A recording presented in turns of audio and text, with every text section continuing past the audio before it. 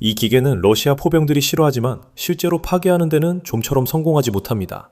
폴란드가 우크라이나에 준 바퀴 달린 포식자입니다. 이것은 위험하고 속도를 위해 만들어졌으며 쉽게 쓰러뜨릴 수 없습니다. 하지만 약점이 없는 것은 아닙니다.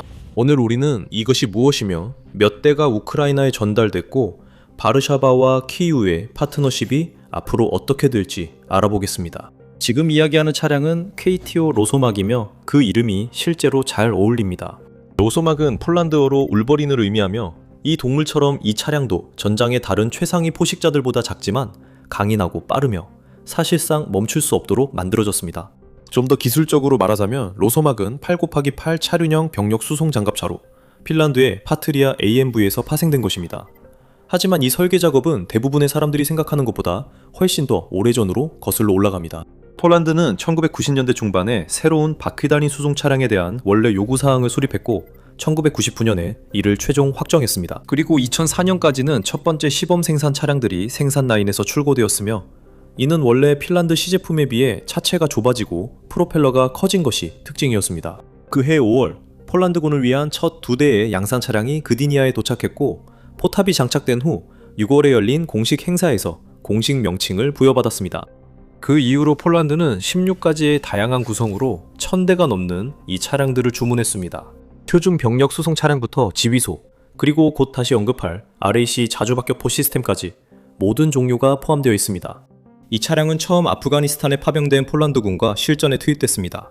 거기서 정년장갑에 RPG 직격탄을 맞았지만 관통되지 않았고 이런 일은 한 번만이 아니었습니다. 폴란드의 로소막은 이후 몇 년 동안 아프가니스탄에서 여러 차례 공격을 견뎌냈습니다. 그리고 이 차량이 무적은 아니었지만 그 초기 전투 기록 덕분에 폴란드군은 이 설계가 계속 투자할 만큼 충분히 견고하다고 확신하게 되었습니다. 그런 전투 경험은 매우 중요합니다. 왜냐하면 현재 우크라이나 병사들이 돈바스와 하르키우 주변에서 겪고 있는 모든 일들은 15년 전 폴란드가 피로써 이미 치른 대가에서 직접적으로 얻은 교훈 위에 쌓이고 있기 때문입니다. 이번 에피소드의 제목이 된 숫자부터 시작해봅시다. 서류상으로 로소막의 최고 도로 속도는 시속 100km로 표기되어 있으며 이 수치는 폴란드와 우크라이나 자료 모두에서 일관되게 나타납니다. 그 숫자만 봐도 로소막은 이 전장에서 대부분의 궤도 차량과는 다른 범주에 속한다는 것을 알 수 있습니다. 포장도로에서 그 속도를 낼 수 있는 궤도 차량은 없기 때문입니다. 하지만 44 독립기계화 여단에서 이 차량을 운용하는 승무원에게서 직접 들은 흥미로운 이야기도 있습니다. 포수는 이 차량이 시속 120km 가까이 속도를 낼 수 있다고 말했습니다. 하지만 우리는 그 수치를 공식 재원표에서 확인할 수 없었기 때문에 확인된 숫자라기보다는 군인의 체감에 따른 추정으로 받아들이고 있습니다. 하지만 시속 100이든 120이든 우리는 이 전선에서 거의 모든 다른 차량보다 더 빠르게 달릴 수 있는 바퀴 달린 전투 차량에 대해 이야기하고 있는 것입니다. 그리고 바로 그 속도 때문에 러시아 포수들이 이미 사라지기 전에 이 차량을 조준을 유지하는데 어려움을 겪는 것입니다. 무게로 보면 기본 구성에서는 약 22톤 정도이고 장착하는 장갑 패키지에 따라 25톤이나 26톤까지 올라갑니다. 이 차량은 약 480에서 490마력 정도를 내는 디젤 엔진으로 구동되며 그 덕분에 우크라이나 승무원들이 계속 칭찬하는 반응성을 잃지 않으면서도 가파른 경사나 험한 지형에서도 그 무게를 충분히 끌고 갈 수 있는 토크를 제공합니다. 우리가 만난 한 운전자는 민간 시절에 차세대 T8 홀랜드 트랙터를 운전했었는데 전환 과정이 자신을 놀라게 했다고 말했습니다. 그는 이전에 군 복무를 한 적도 없었고 보병 전투 차량을 만져본 적도 없었지만 자동 변속기가 충분히 익숙하게 느껴져서 가장 큰 적응 포인트는 차량의 압도적인 크기와 오른쪽 사각지대 뿐이었다고 말했습니다. 그건 작은 디테일일 수 있지만 이 플랫폼이 어떻게 설계되었는지에 대해 의미 있는 점을 보여줍니다. 이 플랫폼은 다루기 쉬워서 이전에 장갑차 경험이 전혀 없는 병사들도 몇 달이 아니라 몇 주 만에 실무 수준의 숙련도로 끌어올릴 수 있습니다. 항속거리는 또 다른 강점입니다. 수처에 따라 다르지만 한 번 주유로 700에서 800km까지 주행할 수 있다는 수치가 나오고 있습니다. 이 덕분에 우크라이나 부대들은 연료 보급에 대해 끊임없이 걱정하지 않고도 전선의 긴 구간을 따라 재배치할 수 있는 능력을 갖추게 됩니다. 극도의 도로 속도와 결합하면 이 차량은 빠르게 이동하고 강하게 타격한 뒤 대포병 사격나 드론 조종사가 위치를 파악하기 전에 다시 재배치할 수 있도록 만들어졌습니다. 이제 이 차량이 실제로 어떻게 피해를 주는지 이야기해 봅시다. 우크라이나 로소막에 가장 흔하게 장착되는 포탑은 이탈리아에서 설계된 히트피스트 30P로 30mm 자동포를 중심으로 만들어진 2인승 포탑입니다. 우크라이나 승무원들은 이 자동포가 빠르고 정확하며 위협적이라고 말합니다. 포수로부터 직접 받은 보고에 따르면 이 포탑은 분당 200발을 발사할 수 있으며 포탑 내부는 거의 믿기지 않을 만큼 조용하다고 합니다. 밖에서는 완전히 다른 이야기라고 그는 말했습니다. 이 대포는 프로그래밍이 가능한 공중 폭발 탄약을 발사할 수 있는데 이는 노출된 보병, 경장갑 차량, 심지어 저공 비행 헬리콥터에 특히 효과적입니다. 그리고 근거리에 빠르게 움직이는 위협에 대응하기 위해 7.62mm 기관총도 함께 탑재되어 있습니다. 하지만 대부분의 표에는 나오지 않는 또 다른 흥미로운 추가 기능이 있습니다. 이 포탑은 탄약을 하나의 공유 벨트가 아니라 두 개의 개별 경로로 공급합니다. 즉 승무원은 한쪽에는 고폭탄을, 다른 한쪽에는 철갑탄을 장전해두고 상황에 따라 나타나는 표적에 맞춰 즉시 탄종을 전환할 수 있다는 뜻입니다. 탄띠가 순환하게 기다리거나 교전 중 재장전할 필요 없이 러시아 분대가 열린 공간에 나타나면 고폭탄으로 즉시 공격할 수 있습니다. 몇 초 뒤에 경장갑 차량이 시야에 들어오면 바로 철갑탄으로 전환합니다. 그런 유연성이야말로 매복을 일방적인 교전으로 바꿔주는 요소입니다. 또한 이 히트피스트 30P 포탑, 이 플랫폼의 최신 옵션은 아니라는 점도 주목할 만합니다. 폴란드는 이미 ZSSW-30이라는 자체 무인 포탑을 개발했으며 이 포탑은 승무원을 포탑에서 완전히 분리해 전부 장갑 차체 내부로 옮깁니다. 이로 인해 생존성이 크게 향상되고 누구도 차량 위로 노출되지 않은 채로 포를 정비할 수 있게 됩니다. 그 포탑은 동일한 30mm 포와 스파이크 LR 대전차 유도미사일을 결합하며 드론이나 파편이 미사일 중 하나를 폭발시켜도 폭발이 승무원 구획이 아닌 바깥쪽으로 향하도록 설계되었습니다. 폴란드는 이미 수십 대의 표준 로소막과 거의 100대에 달하는 최신형 로소막 L 변형 차량에 이 포탑을 장착하는 계약을 체결했습니다. 아직까지 그 어떤 장비도 우크라이나에서 목격되지는 않았지만 적어도 우리가 확인한 바로는 이 차량 계열이 어떤 방향으로 나아가고 있는지 분명하게 보여주는 신호입니다. 결국 동일한 무인 포탑 기술이 동쪽으로 전파되는 것도 놀라운 일은 아닐 것입니다. 방어력 측면에서 로소막은 전차가 되려고 하는 것은 아니지만 그렇다고 해서 완전히 무방비 상태라는 뜻은 아닙니다. 전면 장갑은 14.5mm 중기관총 탄환을 막을 수 있도록 설계되었고 측면은 7.62mm 소총 사격을 방어할 수 있는 수준입니다. 일부 구성에서는 외부에 더 두꺼운 장갑 패키지를 추가하여 로켓 추진 유탄이나 급조 폭발물과 같은 위협에 대한 방어력을 크게 향상시킵니다.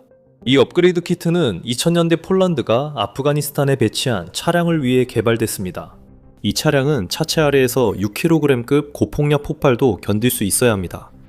이는 현재 이 전쟁의 상당 부분이 도로에 매설된 지뢰와 급조 폭발물로 치러지고 있다는 점에서 매우 중요한 요소입니다. 하지만 여기서 몇 가지 단점이 나타납니다. 오픈소스 추적 프로젝트 오릭스, 이번 전쟁 중 우크라이나의 로소막 장갑차 손실 사례 여러 건을 확인했으며 위키피디아 집계에 따르면 최근 최소 6대 파괴, 1대 손상된 것으로 나타났습니다. 그래서 이 차량이 분명히 기적의 차량은 아니고 그 안에서 싸우는 누구도 이 차량을 무적이라고 여기지 않습니다. 대부분의 보고서와 승무원 증언, 오픈소스 보도에서 이 차량들 중 상당수가 피격 후에도 생존했다는 점이 두드러집니다. 방어력이 약한 차량이면 치명적이었겠죠. 한 승무원조는 러시아 란셋 드론에 반복적으로 표적이 됐고 전선 뒤쪽 대기 중에도 공격받았다고 했습니다. 그럼에도 차량들은 손상을 입고도 살아남았고 승무원들은 무사히 탈출했습니다. 차량들은 수리소로 돌아갔다가 다시 현장에 복귀했습니다. 그런 생존력이야말로 어떤 수치상의 사양보다도 우크라이나 부대들이 이 차량을 더 많이 요청하는 가장 큰 이유일지도 모릅니다. 하지만 고려해볼 만한 약점이 하나 있다면 바로 진흙입니다. 승무원들은 깊은 진흙에서는 차량의 중암 타이어 공기압 조절 시스템을 이용해 타이어 압력을 낮춰 접지력을 높이지 않는 한 성능이 좋지 않다고 말했습니다. 하지만 타이어가 손상되어 차량이 럼플렛 인서트에 의존해야 할 경우 수리가 필요해지기 전까지 약 20km 정도만 주행할 수 있습니다. 이는 지휘관들이 이동 경로나 회수 방법을 신중히 고민해야 하며 넓은 들판판과 강 범람원에서 전투 시 전술적 제약이 될 수 있습니다. 그리고 로소막이 후방에 장착된 프로펠러와 접이식 선수 파도 마기판을 이용해 시속 약 10km로 수상 장애물을 헤엄쳐 건널 수 있게 해주는 이른바 수륙 양용 능력도 있습니다. 이론적으로는 이상적이지만 우크라이나 승무원들은 실제 전투에서 이 기능 사용을 권장하지 않는 것 같습니다. 그리고 우리가 알기로는 우크라이나군은 이번 전쟁에서 그 수영 능력을 실제로 전혀 사용하지 않았습니다.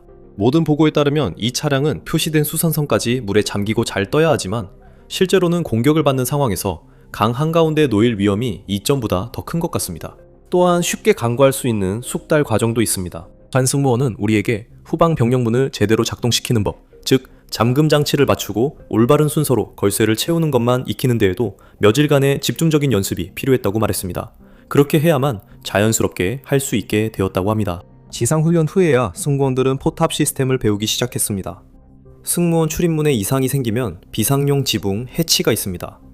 후방에 탑승한 8명은 해치를 통해 탈출할 수 있어 이는 영리한 이중 안전 설계입니다. 하지만 이것은 여전히 복잡한 기계 장치로 빨리 배우고자 하는 의지가 있는 병사들에게도 숙달하는데 실제로 시간이 걸린다는 점을 강조합니다. 아까 조작감이 익숙하다고 말했던 민간인 기억나시죠? 익숙하지 않은 것은 바로 이 차량의 엄청난 차체 크기와 큰 사각지대입니다. 어떤 경우에는 반복적인 장애물 코스 주행과 평행주차 훈련을 통해서만 이 문제를 극복할 수 있습니다. 이것은 불과 2-3년 전만 해도 트랙터나 배달 트럭을 몰던 사람들이 이제는 나토 표준 장갑차를 조종하게 되어 빨리 숙련돼야 하는 이 전쟁의 현실을 엿볼 수 있는 작은 단면입니다. 하지만 차량이 어떻게 사용되고 있는지 알아보기 전에 더 밀리터리 쇼를 구독해서 더 많은 업데이트와 모든 지정학 관련 소식을 받아보세요. 저희는 전쟁에서 실제로 무슨 일이 일어나고 있는지에 대한 재원, 전술, 일일 동향, 그리고 심층 분석을 다루는 영상을 매일 업로드하고 있습니다. 이제 전술적인 측면에서 보면 우크라이나의 로소막 승무원들은 정면 돌격을 이끄는 대신 원거리 타격과 신속한 매복에 주로 사용되는 것으로 보입니다. 그들은 목표 좌표를 받은 후 위치로 이동해 분당 200발을 발사하는 기관포로 보병진지나 요새화된 건물을 공격하고 러시아의 포병이나 드론이 대응하기 전에 신속히 철수합니다. 한 승무원은 우크라이나 보병이 강을 건너도록 보브찬스크 근처에서 약 400m까지 접근해 강변 교두보를 정리했다고 설명했습니다. 또 다른 교전에서는 러시아군이 엄폐한 2층 건물에 약 150m까지 접근해 그 건물을 파괴하며 우크라이나군의 철수를 엄호했습니다. 직접적인 전투 외에도 이 차량들은 야간에 도하시설을 구축하는 군 공병을 지원하기 위해 인원과 장비를 수송하거나 사격을 받는 상황에서 부상병을 후송하는 데에도 사용되었습니다. 이 플랫폼이 실제 전장에서 얼마나 다재다능한지 보여줍니다. 이제 이 차량들이 이런 전술적 역할을 맡을 차량이 실제로 우크라이나에 몇 대나 있는지가 문제입니다. 폴란드 정부는 2023년 4월 200대의 KTO 로소막을 우크라이나에 공급했다고 발표했으며 200대가 전달되었다는 수치는 꾸준히 언급되어 최소한 그 정도의 차량이 있다는 것을 시사합니다. 우크라이나 제21 기계화 여단 2023년 여름에 처음으로 이 차량들을 받기 시작한 부대였던 것으로 알려졌습니다. 그리고 한 매체와 인터뷰를 했던 44번째 독립기계화 여단도 이제 이 차량들을 운용하고 있습니다. 이것은 실제로 여러 우크라이나 부대에 차량이 배치됐음을 보여줍니다. 그렇다면 앞으로 이 협력은 어떻게 될까요? 여기서부터가 정말 흥미로워집니다. 왜냐하면 폴란드와 우크라이나는 더 이상 단순한 기부자와 수혜자의 관계에 머무르지 않기 때문입니다. 이들은 실제로 함께 무기를 생산하는 쪽으로 나아가고 있습니다. 2026년 2월 폴란드 총리 도날드 투스크와 우크라이나 대통령 볼로디미르 젤렌스키가 키이우에서 의향서에 서명했습니다. 양국은 폴란드와 우크라이나 양국의 시설에서 무기와 탄약을 공동 생산하기로 약속했으며 초기에는 드론에 중점을 둘 예정입니다. 투스크 총리는 이것이 양국 간 기술 이전을 지연시키던 장벽을 제거하기 위해 수개월간 노력한 결실이라고 설명했습니다. 그리고 양측 모두 이것이 단순한 상징적 언어가 아니라 구체적인 후속 조치가 뒷받침된 것이라고 강조했습니다. 그리고 우리는 이미 그것이 구체적인 프로그램으로 이어지는 것을 보고 있습니다. 우크라이나 자체 개발 155mm 보우다나 자주곡사포는 이 나라가 자랑하는 진정한 국산 포병 성공 사례 중 하나인데 폴란드에서 생산될 예정입니다. 폴란드 기업 포네르 바도비체와 우크라이나의 크라마토르스크 중공업 기계공장이 합작 투자로 진행하며 폴란드 측이 51%의 지분을 보유하게 됩니다. 계획은 우크라이나 포병 시스템을 폴란드의 요구에 맞게 맞춤 제작된 쉐시에 장착하여 바르샤바가 노후된 체코슬로바키아 설계의 다나 자주곡사포를 대체할 수 있도록 하는 것입니다. 이로써 우크라이나는 자국 설계 무기로 처음 해외 고객을 확보하게 됩니다. 이것은 중요한 변화입니다. 왜냐하면 전장에서 검증된 우크라이나의 기술력이 이제는 단순히 나토 국가에서 우크라이나로 흘러가는 것이 아니라 우크라이나에서 나토 국가의 무기고로 역류하기 시작했다는 의미이기 때문입니다. 이것은 2025년 중반에 시작된 우크라이나와 함께 구축이라는 더 넓은 폴란드 우크라이나 협력 체계 안에 포함되어 있습니다. 이 체계는 공동 벤처를 중심으로 특별히 설계된 것입니다. 여기서 우크라이나는 특히 드론, 요격 시스템, 전자전 분야에서 최전선의 전문 지식을 제공합니다. 반면 폴란드와 같은 유럽 파트너들은 자본, 공장 공간, 그리고 EU 시장에 판매하기 위해 필요한 인증을 제공합니다. 이 모델에 따르면 우크라이나 기업들은 원래 진입하기 어려웠던 유럽 시장에 발판을 마련하게 되고, 폴란드는 직접 전장을 경험하지 않고도 3년간의 전면전을 통해 개발된 실전, 검증된 기술력을 얻게 됩니다. 일부 구체적인 정부 간 협정의 진행 속도는 기대했던 것보다 더딘 것으로 전해졌습니다. 폴란드와 우크라이나의 국방장관들은 양국 관계 강화를 위한 포괄적인 선언문을 2025년 9월에야 서명했지만 그 방향성은 분명하며 실제 자금 지원도 이루어지고 있습니다. 폴란드는 유럽연합의 새로운 세이프 디펜스 론 프로그램의 최대 수혜국입니다. 그리고 그 자금의 상당 부분은 드론 및 대드론 기술, 인공지능, 장거리 정밀 탄약과 함께 우크라이나와의 공동 프로젝트 지원을 위해 명확하게 배정되어 있습니다. 우크라이나 역시 폴란드가 펄 프로그램에 계속 참여해주기를 기대하고 있습니다. 이 프로그램은 서방 자금으로 무기를 구매해 나토를 통해 우크라이나로 전달하는 역할을 하며 우크라이나의 방공망을 유지하는 데 핵심적인 역할을 하고 있습니다. 이 모든 것의 배경에는 더 큰 그림이 있습니다. 폴란드는 단순히 좋은 이웃이라서 우크라이나에 무기를 지원하는 것이 아닙니다. 동시에 폴란드 지도부는 자국이 유럽에서 가장 크고 가장 잘 무장된 군사력을 갖추기를 원한다고 공개적으로 밝히며 이를 위해 군사력을 키우고 있습니다. 폴란드의 2026년 국방 예산은 GDP의 약 4.8%로 책정되어 있는데 이는 다른 어떤 나토 회원국보다도 훨씬 높은 비율입니다. 이는 1년 동안 약 550억 달러가 국방에 투입된다는 의미입니다. 이는 이미 어떤 나토 국가보다도 높은 GDP 대비 군사 지출 비율로 발트 3국은 물론 미국, 그리고 독일, 프랑스, 영국보다도 훨씬 앞서 있습니다. 도널드 투스크 총리는 폴란드가 이 지역에서 가장 큰 군대, 가장 높은 경제 성장, 그리고 가장 큰 투자를 하게 될 것이라고 게시했습니다. 그리고 국방장관 블라디슬라프 코시에냐 카미주는 폴란드가 유럽 대륙에서 가장 잘 조직되고 가장 잘 무장한 군대를 보유하는 것이 목표라고 공개적으로 밝혔습니다. 그 예산은 창고에 보관된 장비에만 쓰이는 것이 아닙니다. 폴란드는 동시에 실제 복무 인원 규모도 재조정하고 있습니다. 정부는 징집 대상 남성뿐만 아니라 여성과 50세 이상의 시민들에게도 수십만 건의 신체 검사 통지서를 보내고 있으며 즉시 소집되지 않더라도 이들을 군사 시스템에 등록하고 있습니다. 폴란드 국민들이 징병제를 점점 더 지지한다는 설문조사가 이러한 조치를 뒷받침합니다. 2022년 여론조사에 따르면 남성에 대한 의무 군복무 제도입을 지지하는 사람은 35.7%에 불과했습니다. 반면 2026년 여론조사에서는 응답자의 약 52%가 군복무를 지지한다고 답했으며 그중 31%는 강하게 지지한다고 밝혔습니다. 동시에 폴란드는 단순히 외국산 장비를 구매하는 것을 넘어 자국의 산업적 자립을 위해 다양한 방식으로 투자하고 있습니다. 폴란드 방위산업그룹은 최근 미국의 에이브럼스 전차에 동력을 공급하는 가스터빈 엔진을 정비할 수 있는 국내 시설을 건설하는 계약을 체결했습니다.